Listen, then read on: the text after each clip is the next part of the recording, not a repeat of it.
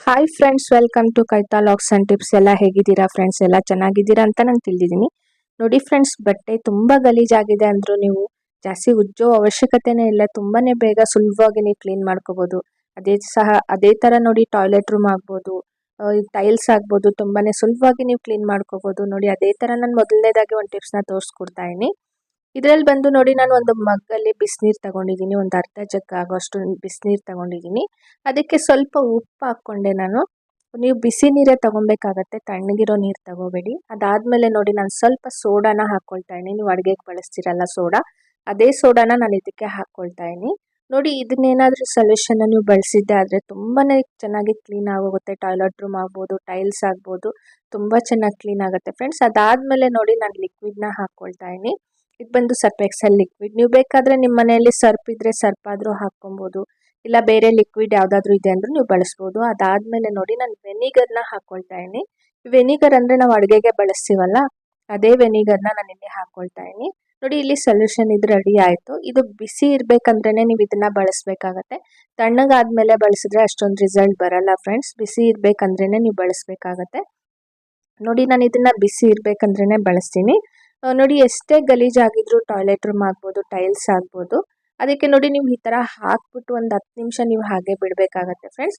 10 ನಿಮಿಷ ನೀವು ಹಾಗೆ ಬಿಟ್ಟರೆ ಅದು ಎಷ್ಟೇ ಗಲೀಜಿದ್ರೂ ತುಂಬ ಚೆನ್ನಾಗಿ ನೆಂದ್ಕೊಳ್ಳುತ್ತೆ. ನೆಂದಿದ್ದಾದಮೇಲೆ ಅದನ್ನು ನೀವು ಯಾವುದಾದ್ರೂ ಒಂದು ನಿಮ್ಮ ಮನೆಯಲ್ಲಿ ಬ್ರಷ್ ಇದ್ದರೆ ಆ ಬ್ರಷ್ ತಗೊಂಡು ನೀವು ಲೈಟಾಗಿ ಉಜ್ಜಿದ್ರೆ ಸಾಕು.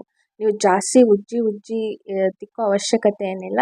ನೀವು ಲೈಟಾಗಿ ಸುಮ್ಮನೆ ಈ ಥರ ಉಜ್ಜಿದ್ರೂ ಸಾಕು, ತುಂಬ ಚೆನ್ನಾಗಿ ಕ್ಲೀನ್ ಆಗೋಗುತ್ತೆ. ಎಷ್ಟೇ ಗಲೀಜಿದ್ರೂ ತುಂಬ ಚೆನ್ನಾಗಿ ಕ್ಲೀನ್ ಆಗೋಗುತ್ತೆ ಫ್ರೆಂಡ್ಸ್. ಯಾಕಂದರೆ ಇದರಲ್ಲಿ ಸೋಡಾ, ವೆನಿಗರ್ ಮತ್ತು ಉಪ್ಪು, ಲಿಕ್ವಿಡ್ ಎಲ್ಲ ಹಾಕಿರೋದ್ರಿಂದ ಬ್ಯಾಡ್ ಸ್ಮೆಲ್ಲು ಇರೋದಿಲ್ಲ. ಎಷ್ಟೇ ಗಲೀಜಿದ್ರೂ ತುಂಬ ನೀಟಾಗಿ ಕ್ಲೀನ್ ಆಗೋಗುತ್ತೆ. ತುಂಬ ಚೆನ್ನಾಗಿರುತ್ತೆ. ಒಂದ್ಸಲ ಈ ಟಿಪ್ಸ್ನ ಟ್ರೈ ಮಾಡಿ ನೋಡಿ, ನಿಮಗೆ ಗೊತ್ತಾಗುತ್ತೆ.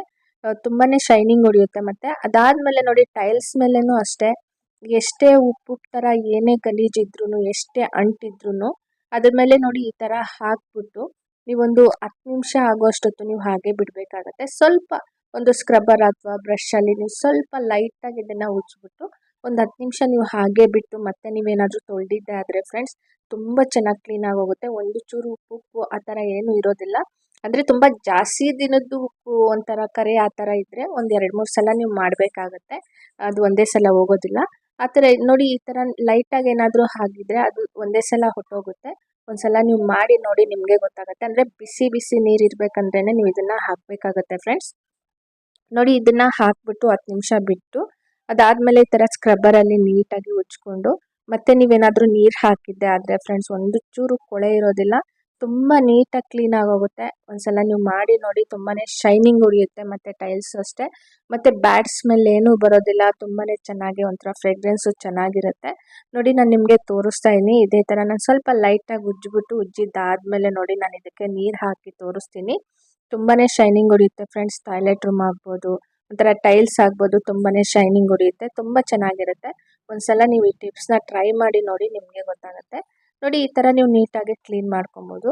ಮತ್ತು ಅದಾದಮೇಲೆ ನೋಡಿ, ಈ ಥರ ಒಂದು ಫ್ಲಾಸ್ಕ್ ನಿಮ್ಮ ಮನೆಯಲ್ಲಿರುತ್ತಲ್ಲ, ಅದನ್ನು ನಾವು ಆಗಾಗ ಉಜ್ಜಿ ತೊಳೆಯೋದಕ್ಕೆ ಎಲ್ಲ ಒಳಗಡೆ ಎಲ್ಲ ಆಗೋದಿಲ್ಲ. ಆ ಥರ ಇದ್ದಾಗ ನೋಡಿ, ಈ ಬಿಸಿನೀರು ಇದನ್ನು ನಾನು ಏನು ಮಾಡ್ತೀನಿ ಅಂದರೆ ಇದರಲ್ಲಿ ಪೂರ್ತಿ ನಾನು ಇದಕ್ಕೆ ಬಿಸಿನೀರು ಹಾಕ್ಕೊಳ್ತೀನಿ ಫಸ್ಟು.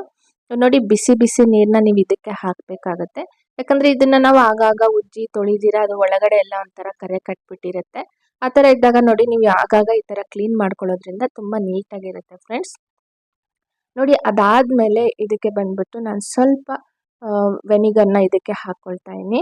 ಇದು ಸ್ವಲ್ಪ ವೆನಿಗರ್ ಹಾಕ್ಬಿಟ್ಟು, ಇಲ್ಲ ನೀವು ಬೇಕಾದರೆ ನಿಂಬೆಹಣ್ಣು ಬೇಕಾದರೂ ಬಳಸ್ಬೋದು, ಇದು ಆಪ್ಷನಲ್ಲು. ಅದಾದಮೇಲೆ ನೋಡಿ, ಸ್ವಲ್ಪ ಸೋಡಾ ಹಾಕ್ತಿದ್ದೀನಿ. ವೆನಿಗರ್ ಮತ್ತು ಸೋಡಾ ಹಾಕೋದ್ರಿಂದ ಅದ್ರ ಮೇಲೆ ಒಳಗಡೆ ಏನೇ ಕರೆ ಇದ್ದರೂ ತುಂಬ ಚೆನ್ನಾಗಿ ನೆಂದ್ಕೊಂಡು ಅದು ಕ್ಲೀನ್ ಆಗಿಬಿಡುತ್ತೆ. ಒಂದ್ಸಲ ನೀವು ಮಾಡಿ ನೋಡಿ, ನಿಮಗೆ ಗೊತ್ತಾಗುತ್ತೆ. ಇದನ್ನು ಸ್ವಲ್ಪ ಹೊತ್ತು ನೀವು ಹಾಗೆ ಬಿಟ್ಟು ಬೇಕಾದರೆ ನೀವು ಇದನ್ನು ಸ್ವಲ್ಪ ನೀರನ್ನ ಈ ಥರ ನೋಡಿ ಫ್ರೆಂಡ್ಸ್, ನಿಮ್ಮ ಮನೆಯಲ್ಲಿ ಯಾವುದಾದ್ರೂ ಒಂದು ಬ್ರಷ್ ಇದ್ದರೆ, ಬೇಕಾದರೆ ಉದ್ದ ಬ್ರಷ್ ಆ ಥರ ಏನಾದರೂ ಇದ್ದರೆ ಬೇಕಾದರೆ ಒಳಗಡೆ ಹಾಕ್ಬಿಟ್ಟು ನೀವು ಸ್ವಲ್ಪ ಲೈಟಾಗಿ ನೀವು ಉಜ್ಕೊಬೋದು.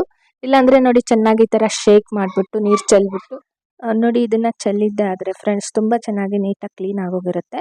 ಒಂದ್ಸಲ ಟಿಪ್ಸ್ನ ಟ್ರೈ ಮಾಡಿ ನೋಡಿ. ಮತ್ತು ಅದಾದಮೇಲೆ ನೋಡಿ, ನಾವು ಮನೆಯಲ್ಲಿ ಎಣ್ಣೆ ಎಲ್ಲ ಬಳಸ್ತಿರ್ತೀವಿ. ಅಂದರೆ ನಾವು ಒಂದೊಂದು ಸಲ ಹಪ್ಳ ಮಾಡಿರ್ತೀವಿ ಅಥವಾ ಬೇರೆ ಏನಾದರೂ ಮಾಡಿರ್ತೀವಿ. ಆ ಎಣ್ಣೆನ ನಾವು ಹಾಗೆ ಬಳಸೋದ್ರಿಂದ ಅದರಲ್ಲಿ ಗಲೀಜೆಲ್ಲ ಹಾಗೆ ಇರುತ್ತೆ. ನಾವು ಅದನ್ನು ಶೋಧಿಸಿದ್ರು ಅದರಲ್ಲಿರೋ ಗಲೀಜು ಹೋಗೋದಿಲ್ಲ. ನೋಡಿ ಆ ಥರ ಇದ್ದಾಗ ಈ ಥರ ನೋಡಿ ಕಾಟನ್ ಇಟ್ಬಿಟ್ಟು ಸ್ಟ್ರೈನರಲ್ಲಿ ಈ ಥರ ನೀವು ಶೋಧಿಸಿ ನೀವು ಎಣ್ಣೆನ ಇಟ್ಟಿದ್ದೆ ಆದರೆ ಒಂದು ಚೂರು ಗಲೀಜು ಕೆಳಗಡೆ ಬರೋದಿಲ್ಲ. ಎಣ್ಣೆ ತುಂಬ ನೀಟಾಗಿರುತ್ತೆ. ಗಲೀಜೆಲ್ಲ ಕಾಟನಲ್ಲಿ ಕುತ್ಕೊಂಡ್ಬಿಟ್ಟಿರುತ್ತೆ. ಈ ಥರ ನೀವು ಮಾಡಿ ಬಳಸೋದ್ರಿಂದ ಅದರಲ್ಲಿ ಗಲೀಜೇನು ಇರೋದಿಲ್ಲ ಫ್ರೆಂಡ್ಸ್. ತುಂಬ ನೀಟಾಗಿರುತ್ತೆ. ಯಾಕಂದರೆ ಹಪ್ಪಳ ಎಲ್ಲ ಮಾಡಿದಾಗ ಗಲೀಜೆಲ್ಲ ಹಾಗೆ ಇದ್ಬಿಟ್ಟಿರುತ್ತೆ. ಅದು ರವೆ ಒಂಥರ ಧೂಳು ಥರ. ಆ ಥರ ಏನೂ ಇಲ್ದಿರ ನೋಡಿ ತುಂಬ ನೀಟಾಗಿರುತ್ತೆ. ಇದರಲ್ಲಿರೋ ಎಣ್ಣೆನ ಸಹ ನೋಡಿ ಈ ಥರ ಶೋಧಿಸ್ಕೊಂಬಿಡೋಣ ನೀಟಾಗಿ ಸ್ಪೂನ್ ಹಾಕ್ಬಿಟ್ಟು. ಅದಾದಮೇಲೆ ನಿಮಗೆ ಎಣ್ಣೆನ ತೋರಿಸ್ತೀನಿ. ನೀವೇ ನೋಡ್ಬೋದು ಎಷ್ಟು ನೀಟಾಗಿ ಅದರಲ್ಲಿರೋ ಗಲೀಜೆಲ್ಲ ನೋಡಿ ಕಾಟನಲ್ಲೇ ಬಂದುಬಿಟ್ಟಿದೆ. ಕೆಳಗಡೆ ಎಣ್ಣೆಯಲ್ಲಿ ಒಂಚೂರು ಬಂದಿರೋದಿಲ್ಲ. ತುಂಬ ನೀಟಾಗಿ ಕ್ಲೀನಾಗಿರುತ್ತೆ. ಈ ಥರ ನೀವು ಟ್ರೈ ಮಾಡಿ. ಅದಾದಮೇಲೆ ನೋಡಿ ನೆಕ್ಸ್ಟ್ ಟಿಪ್ಸ್ನ ನಾನು ನಿಮಗೆ ತೋರಿಸ್ಕೊಡ್ತಾಯಿದ್ದೀನಿ. ಈ ಥರ ಒಂದು ಕುಕ್ಕರ್ದು ರಬ್ಬರ್ ಇರುತ್ತಲ್ಲ, ಈ ರಬ್ಬರ್ಗೆ ನಾವು ಸ್ವಲ್ಪ ಎಣ್ಣೆ ಹಚ್ಚಿ ಬಳಸೋದ್ರಿಂದ ಅದರಲ್ಲಿ ಉಕ್ಕಿ ಬರುತ್ತಲ್ವ ಸೈಡಲ್ಲೆಲ್ಲ ಒಂದೊಂದು ಸಲ ನಾವು ಹಾಗೆ ನೀರೆಲ್ಲ ಜಾಸ್ತಿ ಹಾಕಿಟ್ಟಾಗ ಆ ಥರ ಉಕ್ಕಿ ಬರ್ದಿರ ತುಂಬ ನೀಟಾಗಿರುತ್ತೆ ಫ್ರೆಂಡ್ಸ್. ಒಂದ್ಸಲ ಈ ಟಿಪ್ಸ್ನ ಟ್ರೈ ಮಾಡಿ. ಅದಾದಮೇಲೆ ನೋಡಿ ನೆಕ್ಸ್ಟ್ ಟಿಪ್ಸ್ ನಾನು ನಿಮಗೆ ತೋರಿಸ್ಕೊಡ್ತಾಯಿದ್ದೀನಿ. ನಾವು ಬಟ್ಟೆ ಒಗೆಯುವಾಗ ನೋಡಿ ನಾವು ಸರ್ಪ್ ಅಥವಾ ಲಿಕ್ವಿಡ್ ಬಳಸ್ತೀವಲ್ಲ, ಆಗ ನೋಡಿ ಈ ಇನೋ ಪೌಡರ್ನ ಹಾಕೋದ್ರಿಂದ ತುಂಬಾ ಚೆನ್ನಾಗಿ ಕ್ಲೀನ್ ಆಗೋಗುತ್ತೆ ಬಟ್ಟೆಗಳು. ಎಷ್ಟೇ ಗಲೀಜಿದ್ರೂ ನೀವು ಬ್ರಷ್ ಮಾಡೋ ಅವಶ್ಯಕತೆಯೂ ಇಲ್ಲ. ತುಂಬಾ ನೀಟಾಗಿ ಕ್ಲೀನ್ ಆಗೋಗುತ್ತೆ. ನೋಡಿ ಈ ಥರ ಮಾಡೋದ್ರಿಂದ ನೀವು ಮತ್ತೆ ಬ್ರಷ್ ಹಾಕಿ ಉಜ್ಜಿ ಒಗೆಯೋ ಅವಶ್ಯಕತೆಯೂ ಇಲ್ಲ. ತುಂಬ ನೀಟಾಗಿ ಕ್ಲೀನ್ ಆಗೋಗಿರುತ್ತೆ. ಒಂದು ಇನೋ ಪ್ಯಾಕೆಟ್ನ ಹಾಕಿದ್ರೆ ಸಾಕು ನಾವು ಬಟ್ಟೆ ವಾಶ್ ಮಾಡುವಾಗ. ಅದರಲ್ಲಿ ಯಾಕಂದರೆ ನಿಂಬೆಹಣ್ಣು ಮತ್ತು ಸೋಡಾ ಇರೋದ್ರಿಂದ ತುಂಬ ಚೆನ್ನಾಗಿ ಕ್ಲೀನ್ ಆಗೋಗುತ್ತೆ ಫ್ರೆಂಡ್ಸ್. ಒಂದ್ಸಲ ಈ ಟಿಪ್ಸ್ನ ಟ್ರೈ ಮಾಡಿ ನೋಡಿ. ಈ ಥರ ಮಾಡಿದ್ದೆ ಆದರೆ ನೀವು ಎಷ್ಟೇ ಗಲೀಜಿರೋ ಬಟ್ಟೆ ಆದರೂ ತುಂಬ ನೀಟಾಗಿ ಕ್ಲೀನ್ ಆಗುತ್ತೆ.